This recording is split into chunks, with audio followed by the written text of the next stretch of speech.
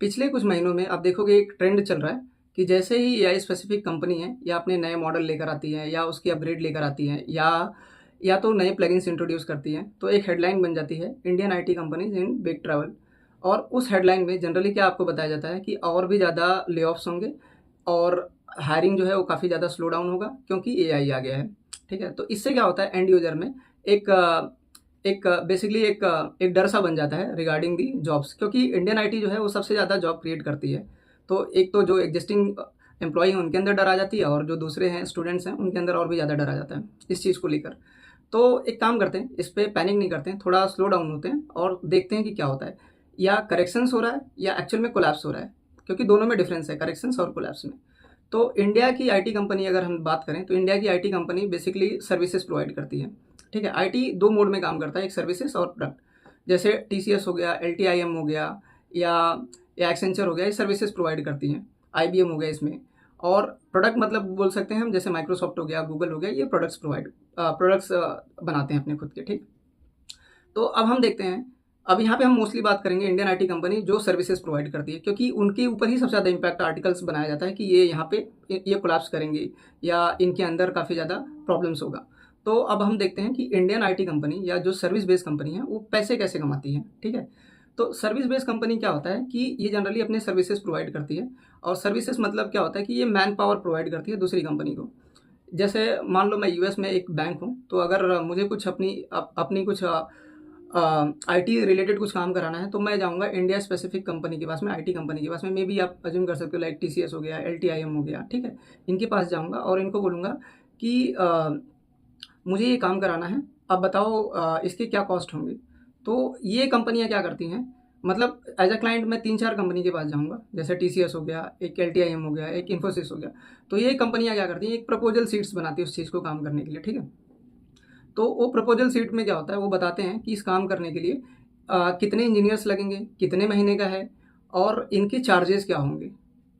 Charges मतलब क्या होता है कि पर आवर ये कितना चार्ज करेंगे एक रिसोर्स के लिए। ठीक है, और वो हर एक रिसोर्स के अलग अलग होते हैं। जैसे एक आर्किटेक्ट होगा तो उसकी अलग चार्ज होगी, एक लीड इंजीनियर होगा तो उसका अलग चार्ज होगा, एक सॉफ्टवेयर इंजीनियर होगा तो उसका एक अलग चार्ज होगा। ठीक है, तो इस हिसाब से करते हैं। तो बेसिकली यहाँ पे जो कंपनीज होती हैं, तो ये क्लाइंट है चेक करता है कि उसकी फिजिबिलिटी के हिसाब से किसका प्रपोजल सही है और फिर उसे काम दे देता है वो चीज़ें। इतनी बात समझ में आई। तो अब यहाँ से अगर हम कैलकुलेट करें तो रेवेन्यू कैसे कैलकुलेट होगा, वो होगा number of engineers in that projects multiplied by the number of hours he is going to work, then multiplied by the rate जो उसे मिला है। लेट्स से कि एक एक 1 आवर काम करने का उसे $35 मिलते हैं। ठीक है, तो ऐसे कैलकुलेट उनकी रेवेन्यू कैलकुलेट होगी। ठीक है, इतनी बात समझ में आई। अब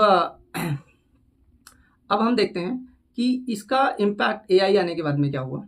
अब एआई आने के बाद में क्या हुआ कि जैसे ही ये कंपनियां जो हैं या जो क्लाइंट्स हैं यूएस की या यूरोप की, जो ये कंपनी के पास जाती हैं तो ये सेम प्रपोजल देंगे कि भाई हमें इसके लिए 10 इंजीनियर्स लगेंगे और आपको इसके लिए 12 महीने काम करना पड़ेगा और मैं $35 लूँगा। तो ये जो कंपनियां हैं या ये जो क्लाइंट्स हैं, ये बेसिकली क्या कहेंगे कि भाई तुम्हें इतना क्यों लगेगा। मतलब सिंपल सी बात है ना, आप एआई के मॉडल्स यूज़ कर लो क्योंकि आपको कोड जनरेट करना है। ठीक है, तो कोड जनरेट करने के लिए आप इसको यूज़ कर लो और बाकी चीज़ों के लिए आप इंजीनियर्स यूज़ कर लो। तो अब क्या होगा कि जो काम 10 इंजीनियर्स कर रहे थे वो मे बी 7 इंजीनियर करेंगे, राइट। तो अब उनका रेवेन्यू क्या होगा, जो 10 से मल्टीप्लाइड हो रहा था अब वो 7 से मल्टीप्लाइड होगा। 7 multiplied by the number of hours multiplied by the basically और फिर multiplied by the rate, right. तो अब उसका वो जो पहले वाला जो रेवेन्यू आ रहा था वहाँ पे नंबर ऑफ इंजीनियर्स 10 थे, यहाँ पे 7 है। तो बेसिकली वो क्या हो जाएगा, कम हो जाएगा। तो इससे क्या हो गया, इनका रेवेन्यू जो है वो श्रिंक होने लगा है। ठीक है, कंप्रेस हो गया आप बोल सकते हो, कंप्रेस हो गया है। लेकिन ये क्या हुआ, ऐसा नहीं है कि डिसअपियर हो गया, तो ये कोलैप्स नहीं बोलेंगे इसे, ये कंप्रेस हुआ है, श्रिंक हुआ है कुछ टाइम के लिए। सॉरी। अब इसमें हम देखते हैं दूसरा जो फैक्टर है जो यहाँ पे प्ले कर रहा है वो है global slow down. Global slow down में क्या होता है कि जैसे अभी मोस्टली क्या होता है, जैसे मैंने अभी पहले बताया कि ये आईटी कंपनियां काम कैसे करती हैं। ये आईटी कंपनियां क्या होता है कि यूरोप से हो गया या यूएस से हो गया, इनके क्लाइंट्स होते हैं जो इन्हें काम देते हैं। अब क्या हो रहा है कि यूरोप और यूएस में थोड़े स्लो डाउन है, तो स्लो डाउन में क्या कर रहे हैं, ये बैंक्स हो गया या जो भी फील्ड्स के हैं या जैसे हेल्थ फील्ड्स के हैं, तो ये क्या हो रहा है, इन आईटी कंपनियों को काम जो है वो कम दे रहे हैं। क्यों, क्योंकि सिंपल सी बात है ना यार, इनके पास में पैसे कम आ रहे हैं। ठीक है? तो ये अपने स्पेंडिंग्स को रोक के रखे हुए हैं। तो अब इससे इनका जो रेवेन्यू है अगेन कम हो गया। और तीसरा जो प्रॉब्लम है वो यूएस में रेट हाइक्स है। आप देखोगे पैंडेमिक के बाद में यूएस में काफ़ी ज़्यादा रेट हाइक हो गए। जैसे 2022 के बाद में आप देखोगे तो अराउंड 5.5% इंटरेस्ट रेट हाइक हुई है। तो अब इससे क्या हो रहा है, अब इससे बेसिकली क्या प्रॉब्लम होना शुरू हो गया कि जो कंपनियां जो लोन के पैसे लेती थी अपने ग्रोथ के लिए, वो महंगा मिलने लगा। तो अब वो महंगा मिलेगा लेते हैं, तो फिर अभी जो पैसे कमाए हैं तो वो इंटरेस्ट इंटरेस्ट के रूप में उनको देंगे। तो अब फिर से क्या हो रहा है कि इनका जो नेट प्रॉफिट जो है वो कम आ जा रहा है। तो एक ये प्रॉब्लम हो रहा है। अब एक और प्रॉब्लम क्या हो रहा है कि आप देखोगे कि पैंडेमिक के बाद में एक एक अलग सा डिजिटल की होड़ मची हुई थी कि हम सभी चीज़ें डिजिटल कर देंगे। उस टाइम क्या हो रहा था, ऐसे लग रहा था कि जैसे कि सारी चीज़ें मान लो डिजिटल ही हो जाएगी, आज के आज डिजिटल करना है इन्हें। तो ये इन्होंने क्या किया, कंपनियों ने काफ़ी ज़्यादा हायरिंग्स किए। जहाँ पे 1 इंजीनियर लगना था वहाँ पे इन्होंने 3 इंजीनियर्स हायर कर लिए, ठीक है? और उस टाइम का आप डेटा भी देखोगे तो एक्चुअल में वो गलत नहीं था, उनका डेटा भी देखोगे तो अराउंड 17 टू 18% का इनका प्रॉफिट मार्जिन आ रहा था, ठीक है? तो इन्हें लगा कि यार और हम ज़्यादा रिसोर्सेज को बढ़ा के और ज़्यादा हम अपने रेवेन्यू बढ़ा लेंगे। बट ये जैसे ये प्रॉब्लम्स हुआ, जैसे स्लो डाउन आई, फिर यूएस ने रेट हाइक किया, तो इससे जो इनका प्रॉफिट मार्जिन था वो काफ़ी कम हो गया। वो जो डबल डिजिट में था वो सिंगल डिजिट में आ गई। तो अब इनका पेरोल तो वही है। इनफैक्ट इन्होंने पैसे और ज़्यादा देकर ही इंजीनियर्स हायर किए थे, क्योंकि उस टाइम पे कंपटीशन काफ़ी ज़्यादा था। तो अब अगेन इनका जो रेवेन्यू फिर से इम्पैक्ट होने लगा, क्योंकि काम तो इनके पास में उतना ही आ रहे हैं ना, बट इनके पास इंजीनियर्स ज़्यादा हैं। तो इन्होंने क्या किया, हायरिंग को अभी करेक्ट कर रहे हैं, ठीक है? तो ये मेजर प्रॉब्लम है आईटी इंडस्ट्री में। तो अब इससे हमें क्या चीज़ें सीख मिली कि इनका जो रेवेन्यू है ना वो डिसअपियर नहीं हो रहा है। रेवेन्यू जो है वो क्या हो रहा है, थोड़े से कम हो रहा है, ठीक है?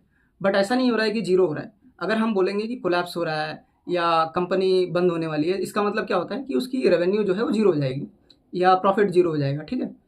तो ये होता है। तो यहाँ पे ये दोनों चीज़ें नहीं हो रही, ना इसकी प्रॉफिट जीरो हो रही है, ना ये इनका रेवेन्यू जीरो हो रहा है। तो यहाँ पे हो क्या रहा है, यहाँ पे बेसिकली करेक्शंस हो रहा है, जो कि हेल्दी करेक्शंस है। और ये हर एक फील्ड में होता है। अब लेबर मार्केट भी देखो ना, दिवाली के टाइम पे काफ़ी ज़्यादा कोई पैसे लेती है और काफ़ी ज़्यादा लेबर्स आते हैं, बाद में क्या होता है धीरे धीरे कम हो जाता है। तो ये हर एक फील्ड के अंदर ये चीज़ें होती है। तो ये तो रही बात कि अभी ये प्रॉब्लम्स चल रहा है इनके रेवेन्यू की। अब हम ये देखते हैं कि ये कंपनियां कर क्या रही हैं एक्चुअल में, कि ये इनके रेवेन्यू और ज़्यादा स्ट्रीमलाइन हो जाए और प्रॉफिट काफ़ी ज़्यादा बढ़ जाए। तो इससे समझ में आएगा ना मैं कि एक्चुअल में कोलैप्स हो रहा है या इवॉल्व हो रहा है या ट्रांजिशन फेज में है। तो अब देखोगे पहले क्या होता था कि जनरली एआई से पहले क्या हो रहा था कि मैक्सिमम टाइम जो है एक इंजीनियर कोडिंग करता था। अभी एआई आने के बाद में क्या हो रहा है, जो कोडिंग का टाइम है वो देखोगे तो तकरीबन 20 टू 40% कम हो गया है। जैसे एक सर्वे के हिसाब से आप देखोगे, और मोस्टली ये और भी ज़्यादा कम होगा डाउन द लाइन। तो अभी आईटी कंपनी क्या देख रही हैं कि अभी ये आईटी कंपनी बेसिकली ये देख रही हैं कि ये अपने जो रिसोर्सेज को है वो ऐसे जगह पे काम कराएं जो अभी फ़िलहाल के लिए जो एआई मॉडल्स नहीं कर पा रहा है। मतलब इसका मतलब है कि ये इनको अपग्रेड करना चाहती हैं। तो अगर अब अभी अभी आप देखोगे तो एआई मॉडल्स क्या क्या नहीं कर पाता है, आपका प्रोडक्शन का जो आउटेज है उसे हैंडल नहीं कर पाता है। फिर उसके बाद में जो आपका आर्किटेक्चरल रिव्यू बोर्ड का जो मीटिंग्स है उसे लीड नहीं कर पाता है। जो आपका स्टेक होल्डर है उसे इन्फ्लुएंस नहीं कर पाता है।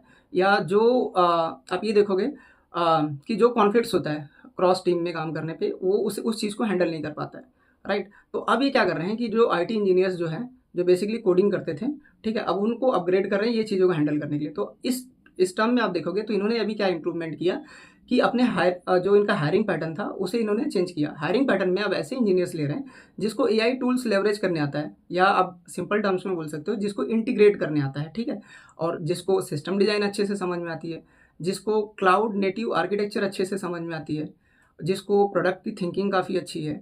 अब फिर जिसकी कम्युनिकेशन स्किल्स और इन्फ्लुएंसिंग पावर ज़्यादा अच्छा है, और जो अडाप्ट अच्छा कर पा रहा है, ठीक है।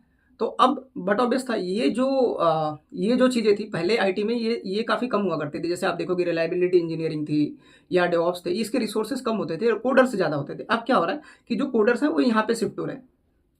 इतनी बात समझ में आई? तो ये क्या चल रहा है, शिफ्टिंग चल रहा है। तो और इनके जो कंपनियां जो हैं इनके लिए जो चार्जेस करती थी वो काफ़ी ज़्यादा करती थी। तो बट ऑब्वियस है पहले जो था, जो कोडर्स थे 10 कोडर एक इसमें काम कर रहे थे, और डेवऑप्स के 2 रिसोर्स काम कर रहे थे। तो डेवऑप्स के रिसोर्स के चार्जेस ज़्यादा थे और कोडर्स के कम हुआ करते थे।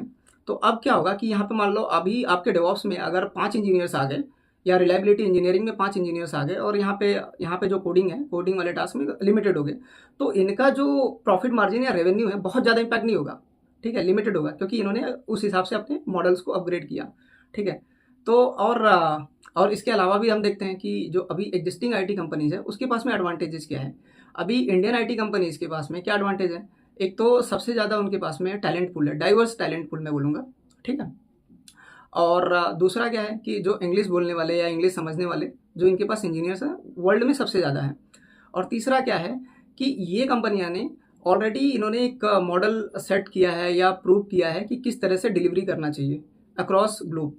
और इंडिया को एक और एडवांटेज है, वो है टाइम जोन का। हमारा जो टाइम जोन है वो यूएस, यूके या यूरोप से काफ़ी ज़्यादा मतलब ओवरलैप करता है, तो काम करना काफ़ी ईजी हो जाता है। और एक और चीज़ है जो जो सिर्फ बेसिकली इंडियन आईटी कंपनी के पास में अभी है, वो है जो इनका जो रिलेशनशिप है क्लाइंट्स के साथ में, ठीक है। क्या होता है कि आप किसी क्लाइंट्स के साथ काम करो और वो रिलेशनशिप इतना जल्दी बिल्ड नहीं होता है, ठीक है। अगर मैं उन्हें बोलूँगा कि नहीं, मतलब वो ट्रस्ट नहीं करेंगे इतना ईज़िली ना, क्योंकि ये इनके साथ में काम कर रहे हैं सालों से, तो उनको ट्रस्ट है। और इनके इंजीनियर्स जो हैं उनको उनका सिस्टम पता है, ऐसा इतना ईज़िली शिफ्ट नहीं हो जाएगा कि आप कोई चीज़ें बना दो आप और मैं बोलूँ कि आप मेरे साथ में काम करो कि मैं आपको मेरे पास में एआई सॉल्यूशंस है, एआई सॉल्यूशंस आपको काफ़ी ज़्यादा अपग्रेड कर देंगे। तो वो शिफ्टिंग जो है इतना जल्दी नहीं होगा। अगर मान लो कोई एआई स्पेसिफिक कंपनी आती है जो बोलती है कि नहीं मैं इतना आराम से शिफ्ट कर दूँगी, इतना जल्दी कर दूँगा, तो उसे टाइम लगेगा, ठीक है, वो क्लाइंट थोड़ा-थोड़ा काम उसे देगा। मीनवाइल क्या हो रहा है कि जो सर्विस बेस्ड कंपनियाँ हैं वो भी तो अडॉप्ट कर रही हैं, अपने रिसोर्सेज़ को चेंज कर रही हैं, जैसे मैंने बताया अभी। आप हायरिंग ट्रेंड्स में भी देख सकते हो ये चीज़ें हो रही हैं। तो मेरा बोलने का मतलब ये है, सिंपल सा है कि इतना इसमें पैनिक वाली कोई बात नहीं है। जिस तरीके से सोशल मीडिया पे या व्हाट्सएप ग्रुप पे या यूट्यूब पे आप देखोगे तो जिस तरीके से एक माहौल बनाया जा रहा है कि पैनिक क्रिएट किया जा रहा है कि ये ऐसा हो जाएगा, ऐसा हो जाएगा, ऐसा कुछ नहीं होगा। इसके पहले भी काफ़ी चीज़ें हो चुकी है सेम चीज़ें। जैसे आप देखोगे कि जो एटीएम जब ये आया था, तो क्या एटीएम आने के बाद में क्या बैंकिंग सिस्टम बंद हो गई? उल्टा उनके अंदर और ज़्यादा कॉम्पिटिशन्स आ गई और ज़्यादा ब्रांचेज़ खुल गए, ठीक है?